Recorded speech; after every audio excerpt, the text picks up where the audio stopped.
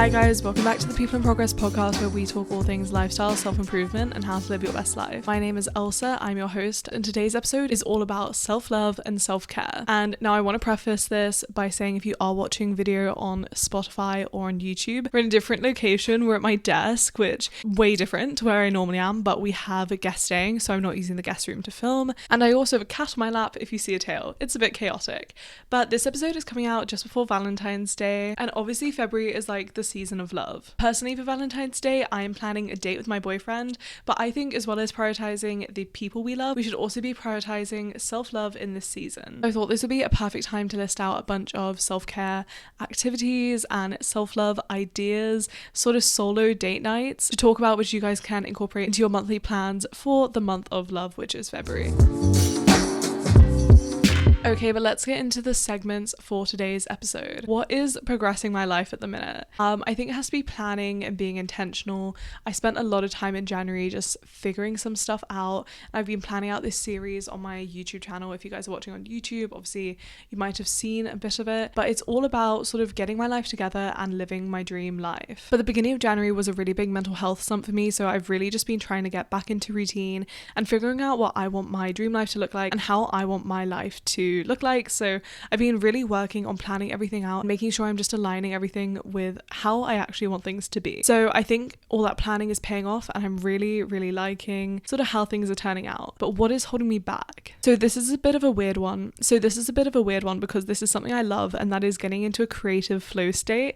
But what is holding me back is I keep getting into that creative flow state like late at night, and then either I have to be like, no, I'm too tired and go to bed, or I end up staying up way too late. But yeah, I've been really working on that, but that is something that has been holding me back, and that's pretty much getting into that flow state but letting it happen too late at night. And I end up staying up way too late because I'm feeling way too creative at like the wrong time of day. Okay, but let's get into my life update for today's episode. Things that have happened recently. I want to talk to you guys about an exciting collab I did. I'm doing a 2-part collab with the Ottawa Senators, which is the Ottawa NHL team, on TikTok. And so a couple weeks ago I went to my very first hockey game, and we were in a suite. But yeah, it was my first ever hockey game, and it was insanely fun. I had the best time, and I'm really excited to go to my other one, which is in March. But that was just so much fun, and I feel like it's a real Canadian thing because obviously I moved to Canada almost 2 years ago now, and I still hadn't been to a hockey game, so that was so much fun to do. My current read, I actually just finished a book last night, but if you guys listened to last week's episode, you'll know that I'm doing this little challenge on my YouTube channel where Jake picks the books I read for February, and Jake is my boyfriend, by the way, if you don't know. So I did this last year, and I think the year before where I did boyfriend picks the books I read, and like for Valentine's Day he picked like 4 different romance books. There's this book last night, it's like a mafia book. I honestly didn't love it. I think it genuinely might be like a 2 or 2.5 stars, and I'm just choosing in that TBR what to pick up next, so I don't really know what my current read is right now. But yeah, that's like gist of what I'm reading right now. I think there's this one called Wolves and Daggers, which is like a steampunk, really short sort of crime mystery fantasy kind of book, and I think that might be my next read. So starting off, why is self-love and self-care so important? So self-care is really important because it can help reduce the stress in your life. It can stop you from getting burnt out, it can increase your energy over time, and it can also reduce your risk of illness. It also just helps you romanticize life and enjoy life a little bit more, which we all need. And you only get one life, and sometimes I feel like we're so out of the moment and we forget that we only get to live each moment once. So it helps you just appreciate the little things and enjoy those moments a little bit more. And self-love also helps you work on your relationship with yourself, which helps you be better in your relationships with other people, whether that's platonic friendships or romantic relationships, anything like that. So yeah, happy Valentine's. This is the season of love. We are also prioritizing loving ourselves, so let's get into some self-love and self-care ideas, solo date nights for this February. So first of all, I've put journaling, and with all of these things, you're really going to have to set the vibe. That's what turns it from just like a fun self-care activity to like a solo date night idea. So for journaling, light a candle, put on some cool music, put on some fun LEDs or like a sunset lamp, pull out your vision board or your Pinterest and put something that you're visualizing in front of you. So a solo day night is the perfect time to appreciate yourself. So the perfect way to start off this journaling is writing down a bunch of things you love about yourself. And you can also write down a list of things you are grateful for in your life. This is not only a great habit to incorporate on a solo date night, but it is also a great thing to incorporate in your daily life as well as like a part of your routine. So I know I've mentioned a couple times you guys that I'm doing this series on my YouTube channel where I'm figuring out all this stuff about living my dream life, and in that I'm actually journaling using my self-discovery workbook. I literally just did that the other day because I'm filming that series right now, and the first episode of that series is all about sort of figuring out what I want my life to look like. So yeah, if you're doing some journaling, if you're doing a solo date night, it is a perfect time to set aside some time to actually learn more about yourself. Yeah, there are tons of good journal prompts, but I also do have like this self-discovery workbook if you guys want to check that out. It's what I've been using to journal recently, and I can leave that link down below if you guys are interested. And sort of building off that, another really good thing to do if you're incorporating a solo date night or just some self-care activities is no screen time. All of these activities, I think it's really important to set aside your screen and sort of spend time with yourself and see who you are when there's no distractions, there's no other people around you, and also there's no like outside noise from social media, because I love social media. Obviously, we're on social media right now. However, I do think if you are trying to spend some time with yourself, we get so many bombarding opinions and things we're looking at on social media, and it's sometimes good just to enjoy spending time with yourself without all that extra noise, without all those extra distractions as well when you're spending time away from your phone. So it isn't really a solo date if you're on social media interacting with other people indirectly, even if you're not talking to them. And yeah, I just want to put that there as a tip for all of these self-care and solo date activities. Another idea I have is cooking, because I know I have over 600 recipes saved on TikTok and over 5,000 recipes saved on Pinterest. Is that embarrassing to say? Like, that is so many. And I do actually go through this list every week when I meal plan. However, I'm obviously never going to get to them all, and there are tons of recipes that take a little bit more time that I haven't got to yet. So a really fun solo date activity is to put on some fun music, dance around the kitchen, light some candles, and cook a meal you've really been wanting to try. I actually made some banana bread the other day and it was so good, and it was such a fun activity. And then it's like a little self-care activity, because then every day you have something that you cook for yourself, put a lot of effort into, and you have a nice little sweet treat every day for like the next week.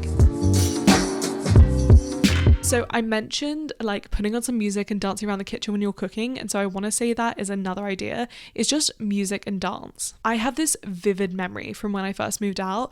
I was 18, and I've definitely mentioned this in other things on my social media or probably on my podcast, but I actually moved out when I was 15 because I went to boarding school for 2 years. So that was like 15 to 17. And then when I went to university at 17, I was in a house with 10 people, and then I was in a house with 5 people. And then when I got to second year of university and I was 18, I was like, I am done living with other people, and I moved out into my own apartment. And it was one of the first days in my new apartment alone, and I just put on some music, and I could put on my music however loud I wanted, whatever music I wanted, and I just felt so free just being able to, you know, enjoy myself and dance around my own apartment alone. And yeah, that was just like a little anecdote to say like I love putting on music to set the vibes. I think whenever I want to be in a really good mood or set the tone, like if I want to be confident before I go out or if I'm going to a party, I always put on music to set the vibes. And I cannot recommend it enough for a solo date night idea, especially if you're pairing it with something else, like putting on cute Italian music, sort of more jazzy music while you're cooking, or like really high vibrational, like good positive music while you're journaling, something like that. And Jake and I often put on music while we're cooking together, doing it as like a date, like us two. Obviously this counts for like not just solo dates, but I wanted to talk about particularly self-love in terms of self-improvement with this episode. It is just the most magical main character feeling. And talking about main character feelings, another idea is to go to a coffee shop alone. This might be my favorite solo date at the moment, and I really want to do this more. I love bringing my laptop to a coffee shop, getting some work done, writing, reading, whatever. I love this because I love the atmosphere of being in a coffee shop, and also you can get productive and you can have a great time and feel like a main character in a coffee shop. Whenever I see someone on their laptop, I'm like, ooh, what are they doing? And then I'm like, that's me when I'm working my laptop in a coffee shop.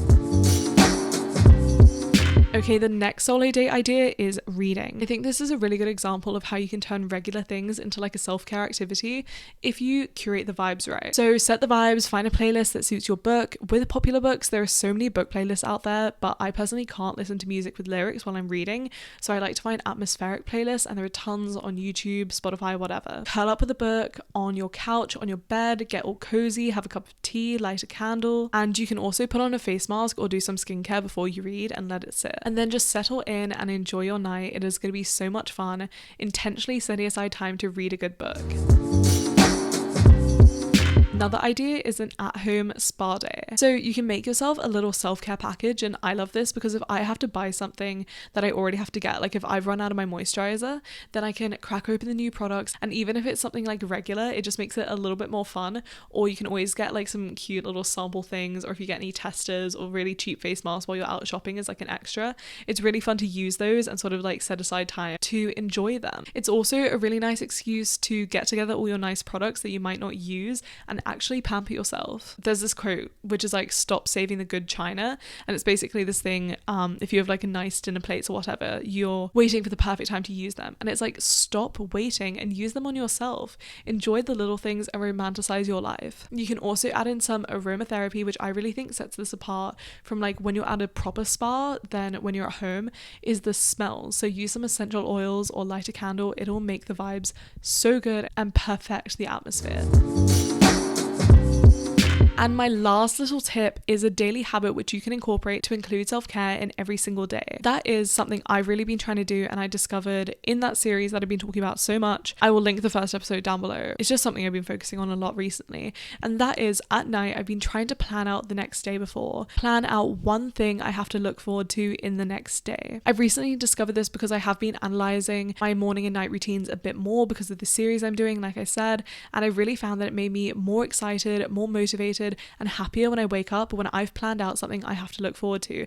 And it doesn't have to be something big. At the moment, like I said, I have this beautiful homemade banana bread, so that's my thing to look forward to. I know I wake up and I have a slice of banana bread in the morning. But I actually think planning it out particularly, or writing it down, or just making a note of it in your head, makes it much more intentional and makes you actually more excited for it because you've planned it out for yourself in advance. And this means you're including self-care in your everyday. It can just be something from like a nice cup of coffee you know you're going to make, a new tea you've got, you're lighting a new candle, maybe you've got a new jumper you're going to wear while you work, or maybe it's something bigger, like maybe you're going to a new coffee shop, maybe you're going to make a new meal, or you're going out to dinner, or you're seeing a friend. Anything like that. It can be as big or as small as you want, but just making sure you've planned something to look forward to every single day is such an important self-care activity that helps you romanticize your life.